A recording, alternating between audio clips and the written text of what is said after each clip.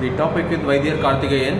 இன்னைக்கு நம்ம பார்க்கக்கூடிய தகவல் என்னன்னு பார்த்தீங்கன்னா, யோக ஆசனங்கள் பற்றி முழுமையாக தெளிவாக சில குறிப்புகள்.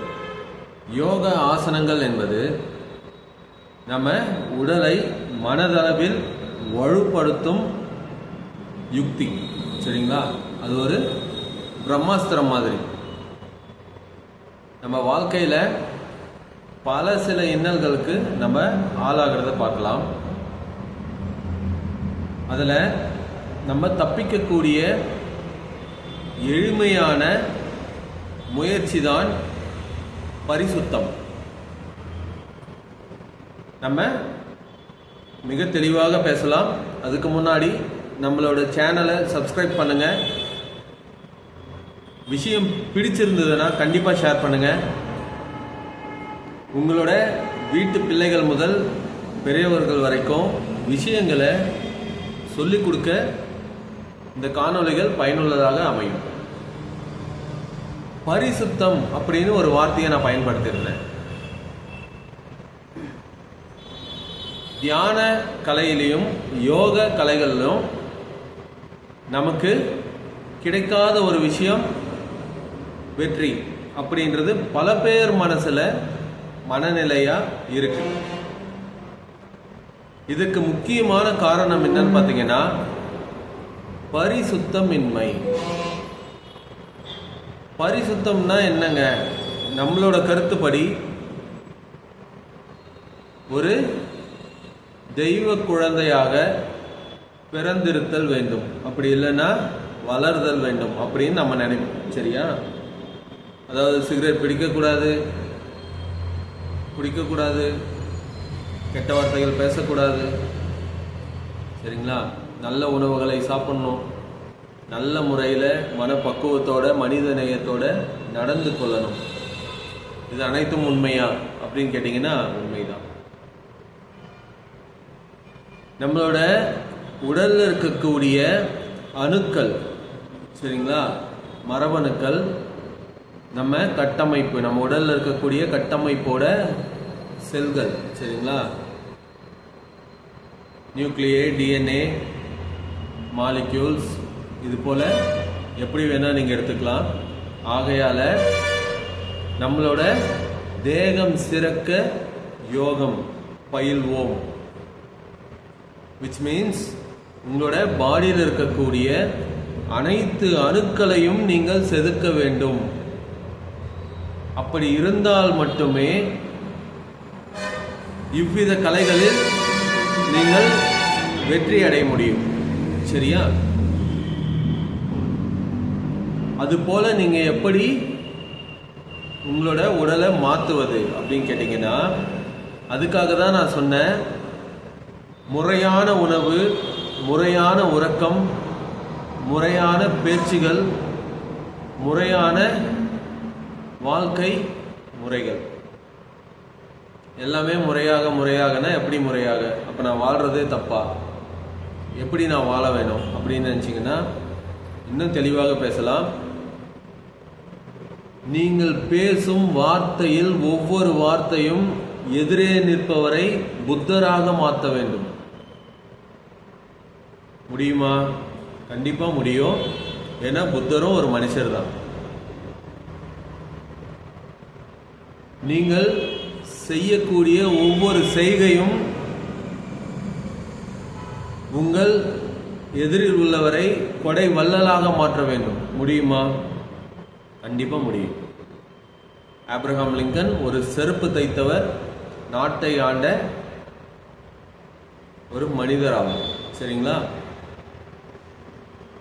ஆக மொத்தம் எந்த விஷயங்களையும் தீர்க்க நிதானமாக சிந்தித்து உங்களது உடல் அணுக்கள் டென்ஷன் ஆகாத வகையில் அதை நீங்கள் இம்ப்ளிமெண்ட் பண்ணணும். இதை ஒவ்வொரு நாளும் நீங்கள் கடைபிடிக்கணும். ஒவ்வொரு நொடியும் ஒவ்வொரு செகண்டும் நீங்கள் கடைபிடிக்கணும். நீங்கள் மீட் பண்ணுற, ஒரு நாளைக்கு மீட் பண்ணுற அத்தனை பேரும் உங்களை ஞாபகத்தில் வைக்கிற வகையில் உங்களோட பேச்சு திறமை இருக்கணும். பேச்சு திறமைனா நல்ல ஒரு பட்டிமன்றத்தில் பேசுகிற அளவுக்கு இருந்தால் போதுமா? Not like that. Smooth and calm. The real words, the power of real words is smooth and calm. இதுதான் உண்மையாக அமைய முடியும். சரிங்களா? ஒரு விஷயத்தை நம்ம மறைக்க இல்லைன்னா அதற்கு முரண்பாடாக கருத்து தெரிவிக்க கோவப்படுவோம். இந்த ரெண்டு விஷயமே தேவையான விஷயமா? கிடையாது. இந்த ரெண்டு விஷயமும் நம்மளோட லைஃப்ல ஒரு சர்டன் பீரியட்ல நம்ம யூஸ் பண்ண வேண்டிய கட்டாயத்துக்கு மாறி இருக்கும். சரிங்களா? அதனால நம்ம அதை பயன்படுத்துறோம். அது இல்லாமல் போச்சுதுன்னு சொன்னாக்கா அங்கே நம்ம வாயிலிருந்து வரக்கூடிய வார்த்தைகள் உன்னதமாகவும் உண்மையாகவும் உயிருள்ள சொற்களாகவும் இருக்கும். அந்த காலத்துலலாம் மனிதர்கள் வாழ்ந்தாங்களா? எப்படி வாழ்ந்தாங்க? நாக்கே போனாலும் சொல் போகக்கூடாது. நான் சொன்ன வாக்கு கரெக்டாக இருக்கும். நம்மளோட பண்டை முறைகள்ல இருந்து இந்த வாக்கு சொல்லும் குறி சொல்லும் ஒரு முறை நம்மளை தொடர்ச்சியாக தொடர்ந்துகிட்டு இருக்கு. இதில் இருக்கக்கூடிய சூட்சுமத்தை உங்களுக்கு நான் சொல்றேன். வாக்கு சொல்வதும் குறி சொல்வதும் அவர்களுக்குள் இருக்கும் வேறொருவர் கிடையாது. நன்னா புரிஞ்சுக்கணும். வாக்கு சொல்வதும் குறி சொல்வதும் அவரே அனுபவத்தின் பேரில் அவர் அனுபவித்த விஷயங்கள். வாழ்க்கைனா இப்படிதான் இருக்கும். இது சித்திரை மாதம்னா வெயில் பல்ல காமிக்கும். தையினா உங்களுக்கே தெரியும், நல்ல பனிமூட்டம், நல்ல விளைச்சல். இது எல்லாமே ஒரு கால கணக்குகள். நம்ம வீட்டில் இருக்கிற கேலண்டராக இருக்கட்டும், ஒரு வால் கிளாக்காக இருக்கட்டும், கை கடிகாரமாக இருக்கட்டும், இல்லைன்னா நாள் குறிப்பாக இருக்கட்டும், எதுவாக இருந்தாலும் அதை நம்ம கடந்து வரும்போது அது நம்ம வாழ்க்கையில் ஒரு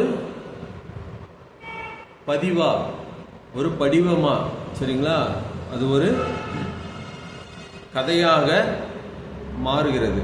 அதை வைத்து நம்ம என்ன பண்ணலாம்? குறி சொல்லலாம். நடப்பதை நடக்கப் போவதையும் கணிக்க முடியும். ஓரளவுக்கு, 100 விழுக்காடுகள் கிடையாது. ஸோ நம்ம தெளிவாக இருந்தோம்னு சொன்னால் மட்டும்தான் நமக்கு தியானக்கலையாக இருக்கட்டும், யோக கலையாக இருக்கட்டும், அதில் வெற்றி கிடைக்கும், தீட்சை கிடைக்கும். அதில் இருக்கக்கூடிய ஆனந்தத்தை உணர முடியும். பரிசுத்தம் அப்படின்ற அந்த வார்த்தை மிக பெரியது. அதை எடை போடவே முடியாது.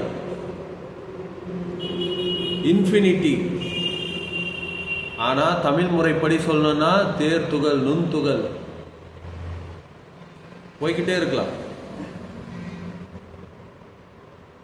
அப்படிப்பட்ட ஒரு வார்த்தைக்கு முதல்ல நம்ம அர்த்தத்தை கண்டுபிடிக்கணும்.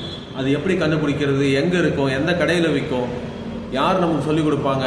இல்லை நான் உங்களுக்கு அதை சொல்லி கொடுத்துருவேனா? இல்லை நான் அந்த அருளை உங்களோட உடம்புல இறக்கிடுவேனா? இல்லை. எதையுமே உண்மையா பேசணும், உண்மையா இருக்கணும். சும்மா நான் இதை பண்ணுவேன், நான் அதை உங்களுக்கு கொடுத்துருவேன், இதை சரி பண்ணிடுவேன், நம்பாதீர்கள். உங்கள் உடலில் நீங்க தான் அந்த பரிசுத்தத்தை உணர வேண்டும். நீங்க சாப்பிடுற பொருள் ஒரு உண்மையான உணவாக இருத்தல் வேண்டும். அப்படின்னா என்ன?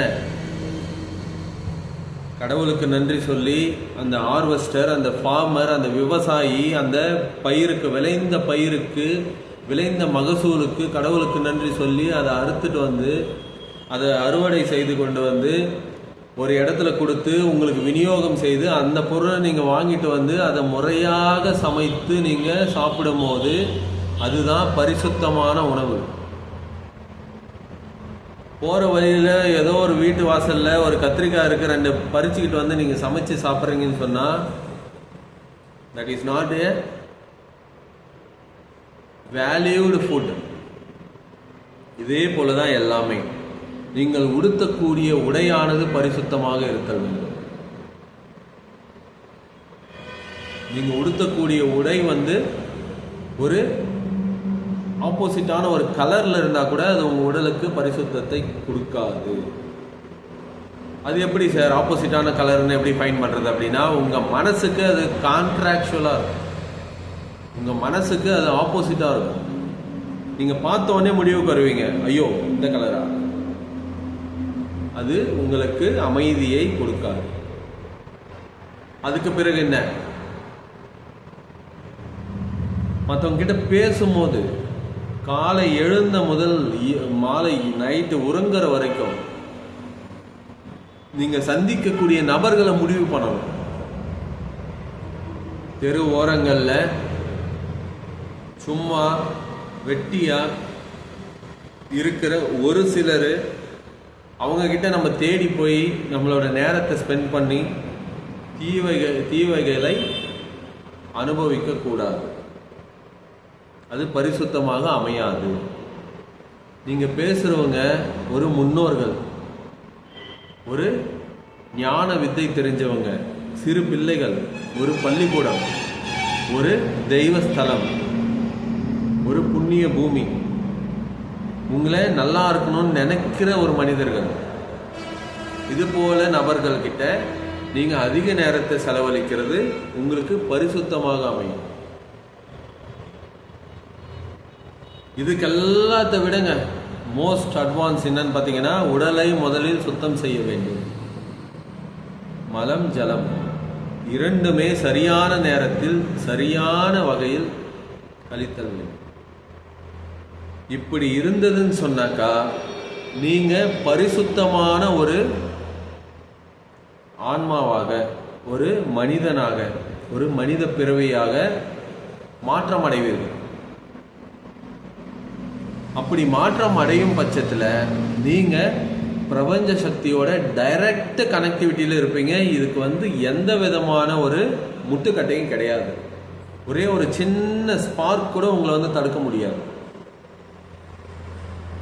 அந்த டைம்ல உங்களுக்கு தோணக்கூடிய ஒரு எண்ணமானது ரொம்ப பவர்ஃபுல்லா இருக்கும். ஒரு எதிர்கொள்ள முடியாத ஒரு சக்கரம் உங்க மனசுக்கு பின்னாடி சுத்துறத உங்களால உணர முடியும். அதுதான் ஞான ஒளி. அந்த ஒளி எந்த அளவுக்கு வீசும்னு கேட்டீங்கன்னா, உங்க எண்ண அலைகள் இங்கிருந்து நீங்க மியாமியில் இருக்கீங்க, இங்கிருந்து நீங்க நார்வேல இருக்கீங்க, இங்கிருந்து நீங்க யூகேல இருக்கீங்க, நீங்க இங்கிருந்து சிங்கப்பூர்ல இருக்கீங்க அப்படின்னா, அவ்வளோ தொலைவு வரைக்கும் அந்த எண்ண அலைகள் எவ்வளோ தூரம் டிராவல் பண்ணுதோ அவ்வளோ தூரம் வரைக்கும் பிரகாசிக்க முடியும். அவ்வளோ தூரம் வரைக்கும் உங்களால தைரியமா உங்களோட மனசை விசாலமாக பரவ விட்டு யோசிக்க முடியும். உங்களால் சுவாசிக்க முடியும். பொதுவாகவே சுத்தம் இல்லாத உடலும் சுத்தம் இல்லாத மனமும் தைரியத்தை ஆட்கொள்ளாது. அது சிறிதளவாச்சு பயத்தை கையில பிடிச்சிக்கிட்டு இருக்கும். அது எங்கேயாச்சும் ஒரு இடத்துல இருக்கும். எக்ஸாம்பிள், இப்போ ஒரு டீச்சரை பார்த்த உடனே ஐயோ நம்ம டீச்சர் அப்படின்ற ஒரு பதட்டம் ஏற்படும். கடவுள்கிட்ட போறீங்க, கோவிலுக்கு போறீங்க, கோவில் உள்ள என்ட்ரு ஆகுறீங்க, ஐயோ கோவிலுக்குள்ள வந்துட்டோம் அப்படின்ற அந்த ஃபீல், அந்த ஃபியர் வரும். கடவுளும் நம்மளோட பெஸ்ட் ஃப்ரெண்ட். அவரை விடுத்து வேற யாருமே நமக்கு க்ளோசஸ்ட் பர்சன் கிடையாது. நீங்க செய்த நன்மை தீமை கர்ம வினைகள் கர்ம நன்மைகள் அனைத்துமே தெரிந்த ஒரே ஒரு நட்பானவர் உங்களோட குலதெய்வம் இஷ்ட தெய்வம் தான். அவங்க கிட்ட அதுக்கு பயப்படுறீங்க அப்படின்னா நீங்க you have something black dots in your depth heart. அதை நீங்க தெளிவாக புரிந்து கொள்ள வேண்டும். ஏன்னா மருத்துவம் பார்க்குறோம், வைத்தியம் கொடுக்குறோம், வைத்தியத்தில் எல்லா விஷயமும் சரியாகுது. வைத்தியம் எதற்காக? உங்களோட உடல்நிலையை சரி பண்ணுறதுக்கு தான் வைத்தியம். உங்களோட மனநிலையை சரி பண்ணுறதும் எங்களோட ஒரு வகையான வைத்திய கலை தான். அதுக்கான முயற்சியும் தான் நான் எடுத்தாகணும். சரிங்களா? அதுக்கான விஷயங்களை தான் நான் தெளிவாக சொல்லிக்கிட்டு இருக்கிறேன். மனம் பாதி மருந்து பாதி.